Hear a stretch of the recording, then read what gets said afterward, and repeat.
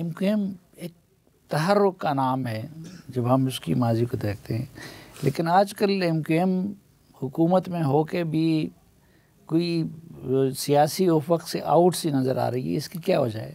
ہاں، یہ بڑا اچھی بات ہے کہ ایم کیو ایم بے چین نظر آتی ہے جب بھی پریشانی ہوتی ہے. اگر ایم کیو ایم سکون میں ہو تو جب بھی پریشانی ہوتی ہے. مقصد یہ ہے کہ جو پرانی ایم کیو ایم کا لب و لہجہ تھا، میرا خیال ہے ڈیمانڈ اسی کی ہے. اچھا، ابھی کیا صورتحال ہے کہ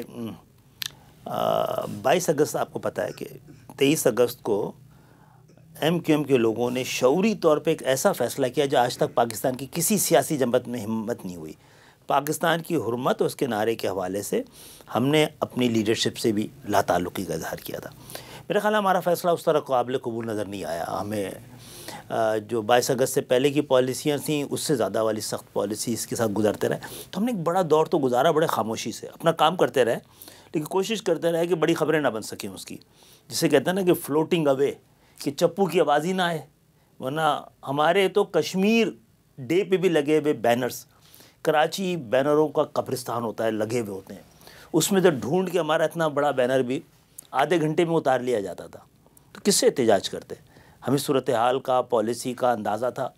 یہ ہمیں تو سب سے بڑا کام کرتے یہ سب کچھ اپنی لیڈرشپ سے قطع تعلق کے بعد بات کی بتا رہے ہیں. ہمیں تو بتایا گیا جب ہمارے ساتھیوں پر کیسز کے حوالے سے بھی کھلے عام ایسی جو ناانصافی ہوتی تھی اس میں ہمیں کہا جاتا تھا کہ ہمارے پاس تو 22 اگست کے بعد آپ کے لوگوں کے حوالے سے کوئی نئی پالیسی نہیں ہے. پھر ہمارے بہت سارے اپنے ہی مہربان تھے جن کی کوشش نہیں تھی کہ وہ ایم کیو ایم اب سروائیو کر جائے. لوگوں کو لگ رہا تھا کہ وہ تو 22 اگست یا 23 اگست ایم کیو ایم کے آخری دن ہوگا. تو آپ سوچیں وہ لیڈرشپ جس کے حوالے سے لوگوں کا تاثر یہ تھا کہ یہ نہیں ہوں گے تو ایم کیو ایم ہوگی نہیں. ہم نے 7 سال گزارے ہیں اور ایسے ہی نہیں گزارے. آپ نے ہمارا سائز 24 سے 7 کر دیا سیٹیں. جب بھی ہم پلیئر تھے نا، ابھی ہم نظر نہیں آ رہے، کیا اس وقت بھی نظر نہیں آ رہے تھے؟ ہماری گردی گھوم رہی تھی، وہ تبدیلی تھی، نہ حکومت آ پا رہی تھی نہ جا پا رہی تھی. لیکن ہم نے لب و لہجہ تبدیل کر لیا ہے. ہم نے سلیقے کا، طریقے کا، شرافت کا، لحاظ کا، اصولوں کی، سیاست کو سامنے رکھ کے بات کرنے کی، کوئی اپنے کسی ایک موقف سے نیچے ہٹنے، گالی نہیں دے رہے، بات سختی سے کر رہے ہیں، الفاظ کا استعمال صحیح کر رہے ہیں، نہ دعوے کر رہے ہیں اور نہ وعدے کر رہے ہیں، کام کر رہے ہیں. کوئی ایسی چیز نہیں ہو رہی ہے جو ایم کیو ایم کے اپنے اس کا ایجنڈے کا حصہ اور وہ نہ ہو رہی ہو. اگر ہڑتالیں ابھی نہیں کرنی ہیں، نہ موسم ہے، نہ میرا خیال ہے حالات ہیں، اور جلسے کیے بڑے بڑے. اب میرا خیال ہے اب ہم امید رکھتے ہیں کہ میں ایک اور بات بتا دوں کہ جو 18 کا الیکشن تھا نا، اس میں میرا گمان ہے، میرا دعویٰ ہے کہ ہم ساری سیٹیں اسی طرح جیتے تھے جس طرح کہ ہم 13 میں یا اس سے پہلے جیت چکے ہیں. آپ نے ہمارا سائز کر دیا 7 کا، اس کے باوجود بھی ہماری افادیت میں کوئی فرق نہیں پڑا. اور پاکستان کا موجودہ بحران 24 کے الیکشن کی وجہ سے نہیں ہے، 18 کے الیکشن کی وجہ سے ہے. تو ہم نظر آئیں گے، انشاءاللہ نظر آ رہے ہیں. ہو سکتا ہے بہت سے لوگوں کو ہمارے اندر سے بھی پریشانی ہو کہ بھائی شور نہیں مچے گا تو جو کہتے ہیں نا جو دکھتا ہے وہ بکتا ہے، اس کو بھی غلط ثابت کرنا ہے. جو اصولوں پر ڈٹا رہتا ہے نا وہی کامیاب ہوتا ہے. آپ ذرا اس کو ایلیبوریٹ کریں. آپ نے کہا کہ یہ جو موجودہ بحران ہے اس کا تعلق اس الیکشن سے نہیں بلکہ 2018 کا 2018 کے الیکشن میں جو نتائج تھے وہ بھی کسی کو قابل قبول نہیں تھے.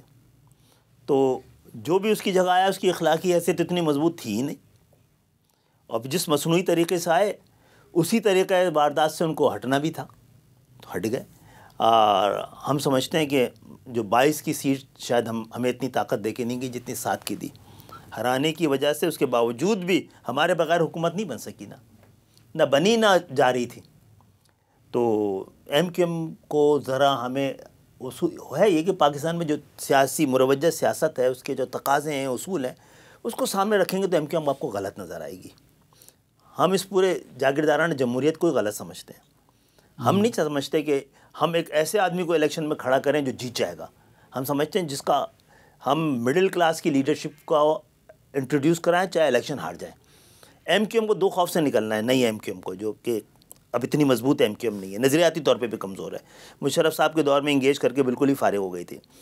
تو کہ ایک تو الیکشن ہارنے کے خوف سے نکلنا ہے، کیونکہ ایم کیو ایم کو الیکشن کے جو نمبرز ہے اس کو کوئی فرق نہیں پڑتا ہے. 93 کے الیکشن میں ایک قومی اسمبلی میں ایم کیو ایم کا ایک ایم این اے نہیں تھا. تو کیا ایم کی حیثیت کمزور ہو گئی تھی یا ایم کیو ایم سے نمٹنا آسان ہو گیا تھا؟ ایسا نہیں ہے. اور دوسرا یہ کہ کارکن ناراض ہو کے چلا جائے. کارکن ہمارا سب سے بڑا سرمایہ ہے، لیکن اصولوں پہ کمپرومائز ایم کیو ایم کو نہیں کرنا چاہیے، چاہے اس کے وجہ سے مزید شرنک ہو جائے. آپ کیا سمجھتے ہیں کہ موجودہ اسمبلی اس کی بھی وہی حیثیت ہے جو 2018 والی اسمبلی کی تھی؟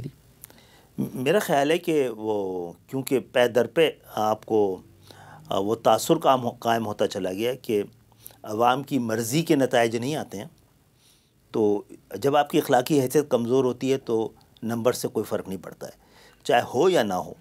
ہم سمجھتے ہیں کہ ہم 22 کو ہم جیتے ہیں کیونکہ ہمیں کوئی ریپلیس ہی نہیں کر سکا.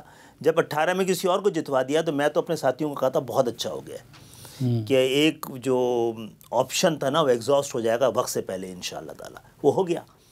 تو اچھا پھر جن کو موقع مل گیا تھا اس طرح کے الیکشن کے ذریعے، ہم تو نہیں جیتے ہوئے تھے نا. کراچی کی 14 سیٹیں کسی اور کے پاس تھیں، کر دیتے نا ہمیں ریپلیس. ہم کراچی کا معاہدہ لے کے جاتے، کہتے ہیں آپ ادھر بیٹھے بھائی، آپ ہارے ہوئے ہیں، کراچی اب ہمارا ہے. ان کیا 14 سیٹوں کے باوجود بھی کسی نے ایک بہت بڑا فیصلہ دے کے گیا ہے. وہ 2018 کا الیکشن غلط یا صحیح کوئی اور جیت گیا تھا، کر دیتا نا ہمیں ہمارا صفایا سیاسی طور پہ. بالکل.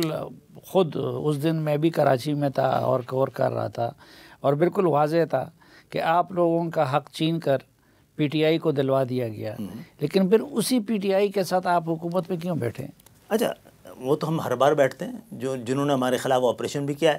کیا آپ مجھے آپشن دیں گے کہ میں ڈیموکریٹس پارٹی کے ساتھ کر لوں یا ریپبلکن کے ساتھ کر لوں، یا وہ میرے پاس تو یہ جاگیردارانہ جمہوریت کے وہ ہیں. اچھا کیا ہے، جیتے بغیر تو نہیں گئے نا.